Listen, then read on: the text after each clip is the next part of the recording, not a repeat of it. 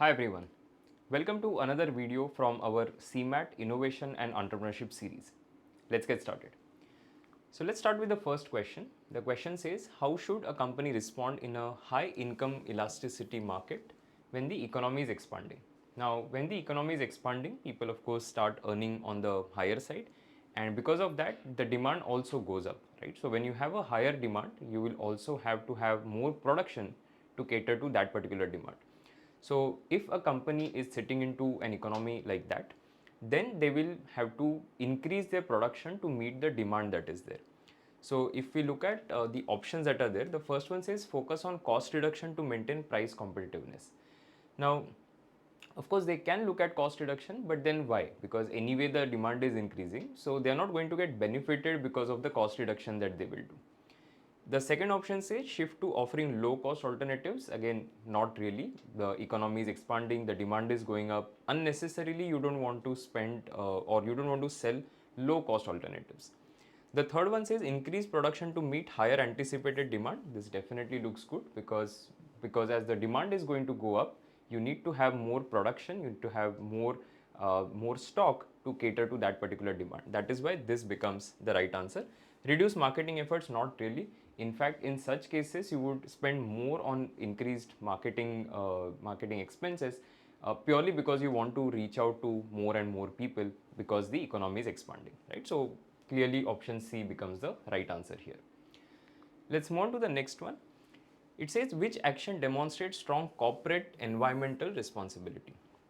Now, when you look at environment, generally the word is used in different contexts in different questions. Sometimes it may refer to the environment, sometimes it refers to the business or the competitive environment, right? So those are two separate things. You have to understand which environment they are talking about. So here, as you can go through the options, they are talking more about the normal environment that we live in, right? So transitioning to renewable energy sources for manufacturing, this definitely looks good as a decent option. We'll look at the others. Implementing flexible work from home policies, not really. Of course, it helps in reducing a little bit in terms of, let's say, people are not traveling, so the pollution goes down and so on and so forth, but not the best alternative. I mean, definitely not as good as the first one. Launching non-toxic cleaning products could be one of the ways to go about having stronger environmental responsibility, but not the best one. Offering paid volunteer days for employees. Again, one of the things that can be done, but not the best one. So out of the options, the one that resonates the most with what the company is trying to achieve is transitioning to renewable energy sources for manufacturing, because what this will do is this will definitely bring down the energy expenditure that they have in terms of the carbon footprint, etc. So this is something that will create or demonstrate strong corporate environmental responsibility. Moving on to the next question, and again, one thing that I thought I'll just add here is on this particular concept, which is another important concept that you need to remember for the INE section, which is the triple bottom line concept. Okay, so triple bottom line essentially talks about three P's, which is people, planet, and profit. So there are three aspects to it. There is an economic aspect, there is social aspect, and there is environmental aspect. How to remember this is the social is people, right? So there are three P's here. Social is nothing but people, environmental is planet, and economic is profit. So three P's: people, planet, profit, which essentially talk about the social, environmental, and the economic angles. Okay, so remember that as a side note, I would say. Moving on to the third question. So the question says, how can HR effectively manage diversity in international workforces?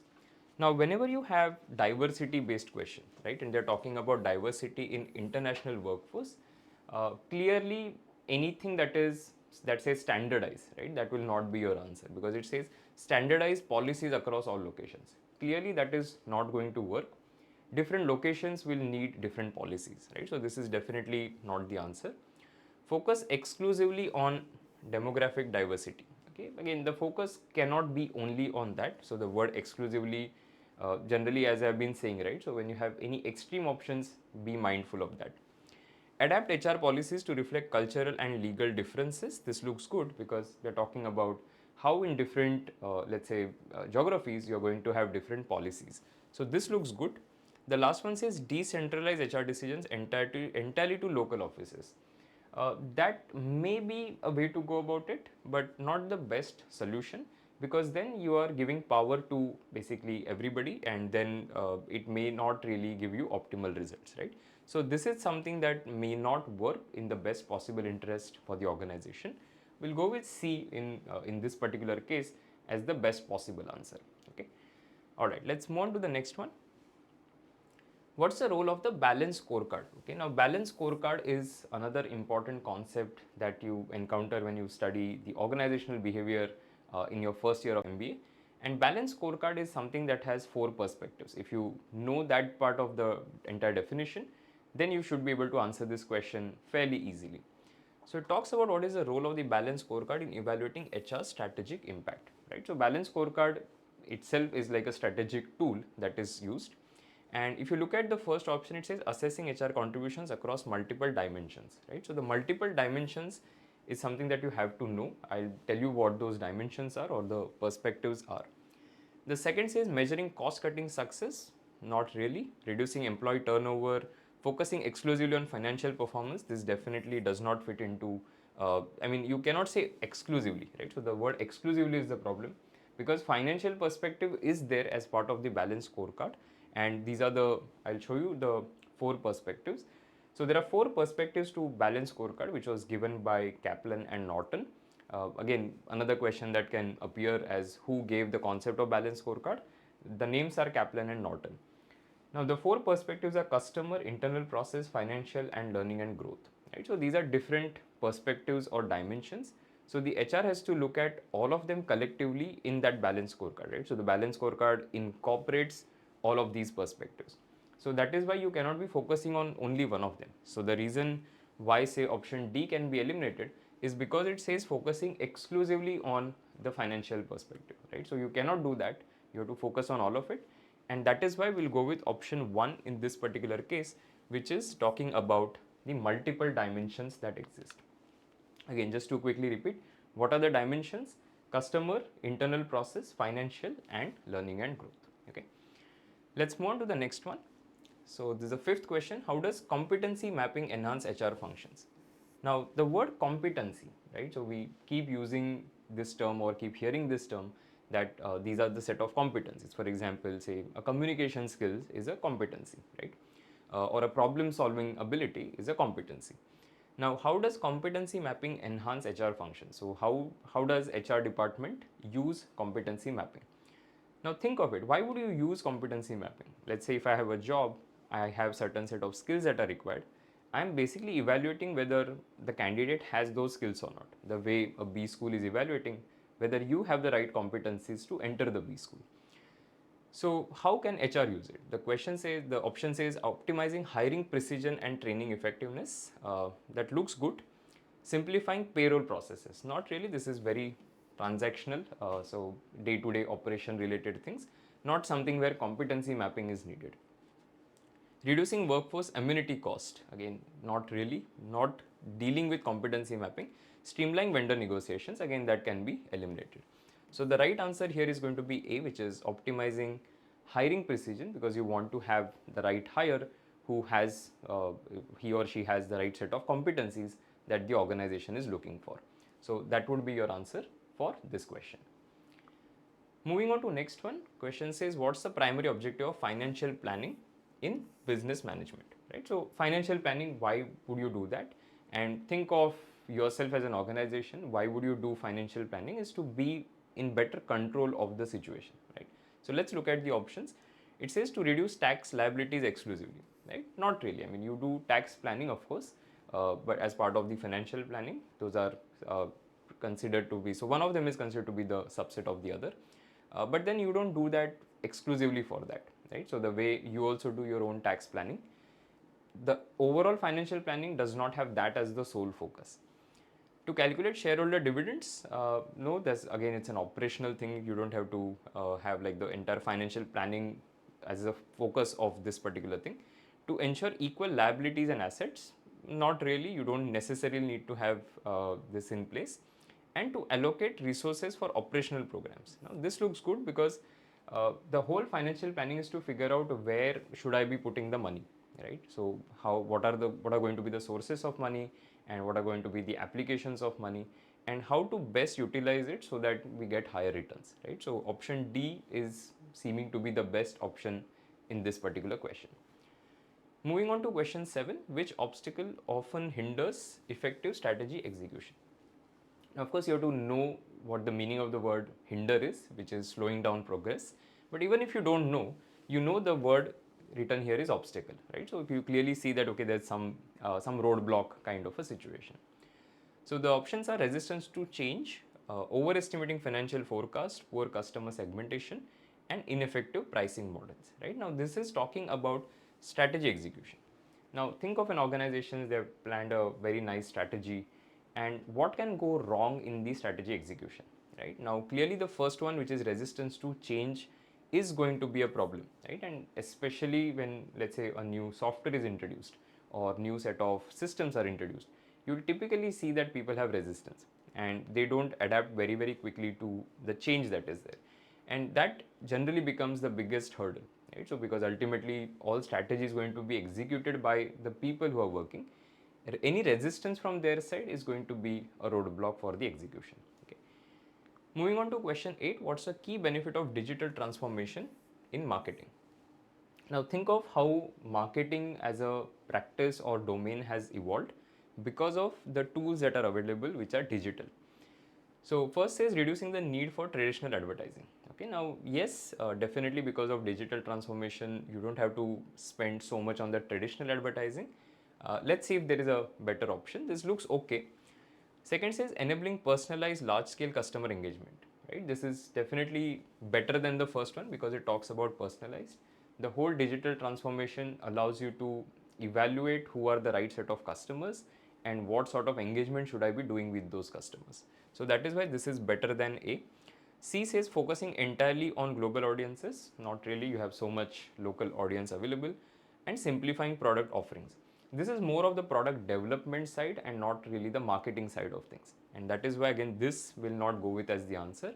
B is the best out of the two options that we had shortlisted between A and B. So we'll go with B as the final answer.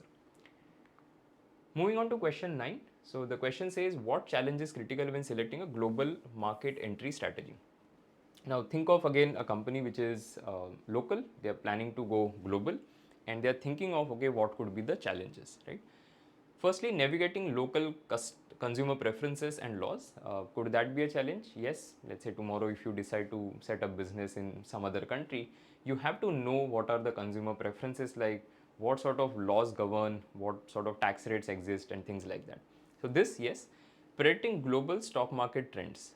Now, because it's talking only about stock market, which comprises of a lot of industries, etc., this may not be relevant for a particular company.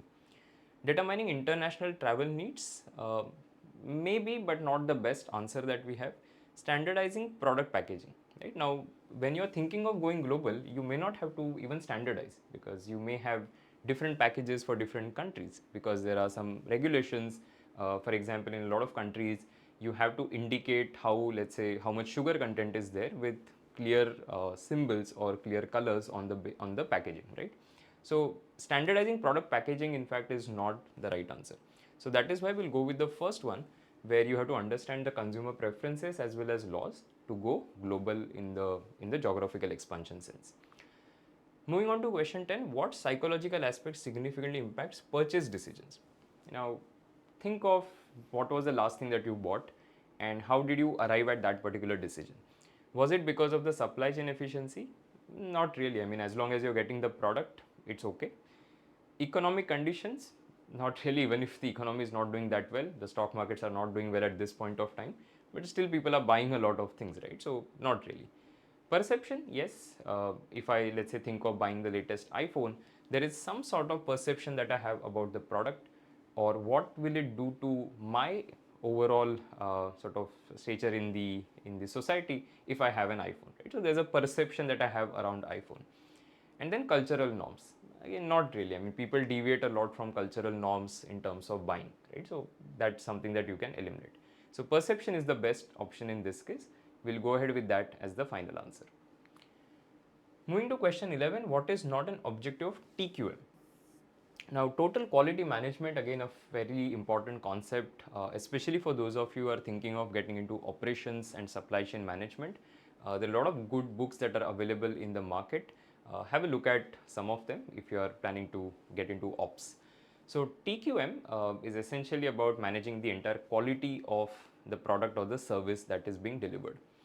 Now, what is not an objective? So, we're looking at something which is not true.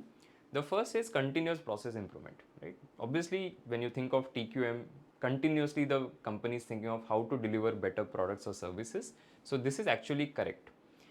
Enhancing customer satisfaction, yes, that's what you want to do. It's an outcome of delivering better products and services.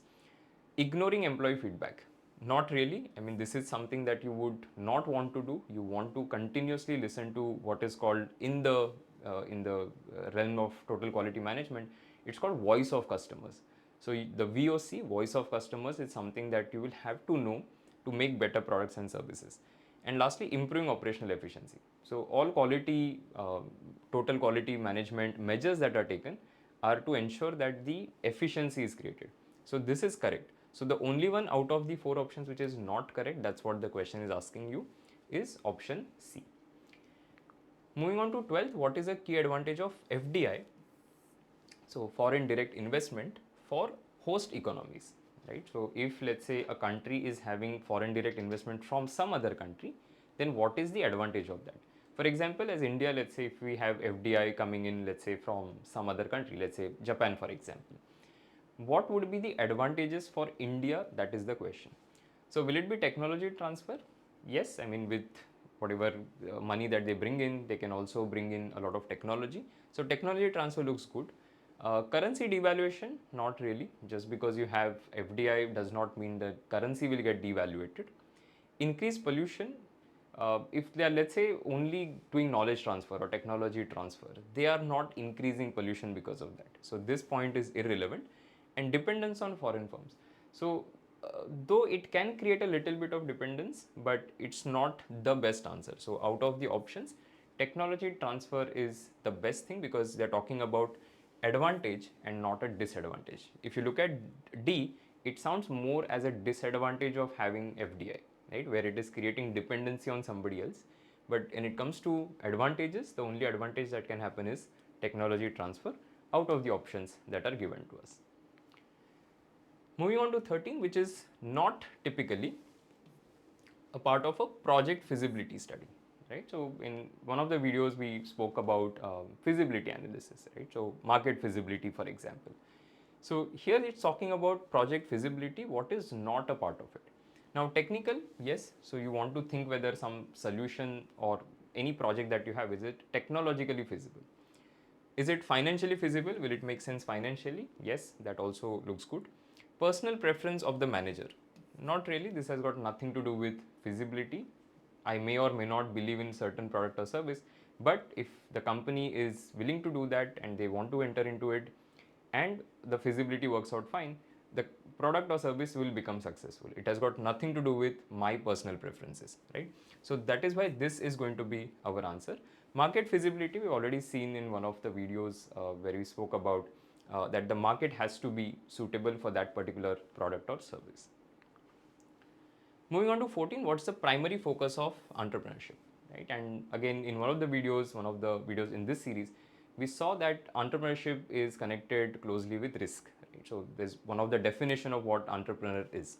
So that is why anything that has risk, let's look at, hopefully maybe there is something related to that. What's the primary focus, right? Now it says innovation and new market opportunities, that looks good. Maintaining the market status quo. Now status quo is basically the way things are, right? So as an entrepreneur, you don't want to have the same set of things, you want to create something new, right? So for example, think of the way Facebook started, right? So you already had Orkut at that point of time, which was a network, but then of course the exclusivity part of Facebook was something that they started with, right? So you want to change the status quo, and that is why this is not the answer. Avoiding business risk? No. In fact, as an entrepreneur, you are taking a lot of risk. So you're not avoiding business risk. Emulating existing business model. So copying something which is already existing. Now, a lot of businesses start like that, but then they are offering something which is different compared to what others are offering. Otherwise, it's just a me too kind of a thing, right? That there are a lot of similar products or services. So this is not necessarily correct, because you are, as an entrepreneur, you don't want to emulate or copy, which is the meaning of the word, the existing business models that are there. So you want to do something different and new, and that is why innovation and new market opportunities is the best answer. And let's look at the last question. What is the goal of financial feasibility studies? Now, feasibility, again, we spoke about in one of the previous questions as well. Why would you do financial feasibility, right? Because you want to see whether it will make sense.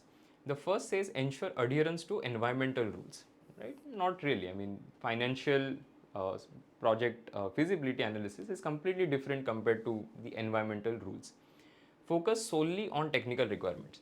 No. So, as part of the technological feasibility analysis or technical feasibility analysis, you would look at the technical requirements, but not as part of the financial feasibility. Analyze its impact on company hierarchy.